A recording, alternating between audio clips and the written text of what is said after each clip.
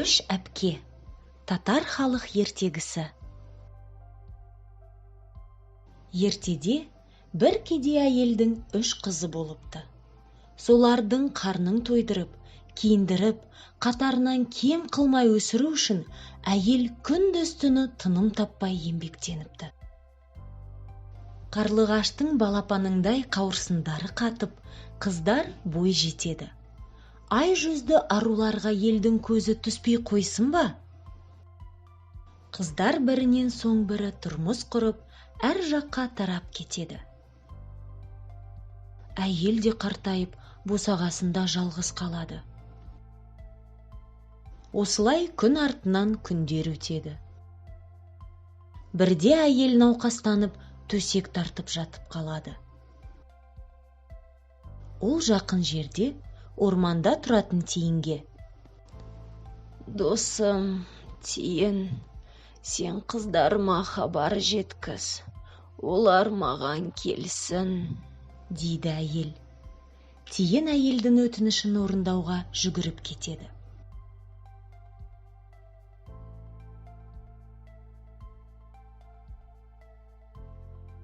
Ол ең алдымен кемпірдің үлкен қызына келіп, оның тілегін жеткізеді. «Армысың, үлкен қыз, мені саған анаң жіберді. Ол қатты науқастанып қалды. Сені анаң шақырып жатыр». «Қап, барар едім, бірақ мына кірді жуып қою керек», дейді үлкен қызы қолы тимей. «Солай ма? Онда мәңгі бақи сол легеннен айрылмай өт». Осыны айтқанда, қыз легенге түсіп, бақаға айналып кетеді.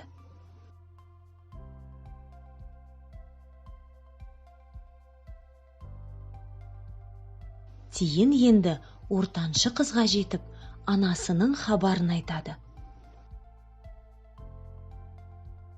«Армысың, ортаншы қыз, мені саған анаң жіберді. Ол қатты науқастанып қалды. Сені шақырып жатыр». «Ойпырмай, анама қазір-ақ шауып жетер едім-ау. Бірақ жәрмеңкеге мата тоқып апаруға үлгере алмай жатырмын». Тиін ызаланып: «Мата тоқып жатыр едім дейсің бе? Онда мәңгі бақи соны тоқып өт», дейді де жүгіріп кетеді. Ортаншы қыз өрмекшіге айналады да жорғалай жөнеледі. Тиін асығып, әйелдің кенже қызына келеді. Ол қамыр илеп жатыр екен. Қайғылы хабарды естіген қыз ләм-мим демей, қолының қамырын да тазаламастан жан ұшырып анасына жүгіреді. «Жүрегің ақ екен, саған да әрдайым мейірімді адамдар кездесін. Бақытты бол», дейді Тиін. Кенже қыз анасының үйіне қалай жеткенін де білмей қалады.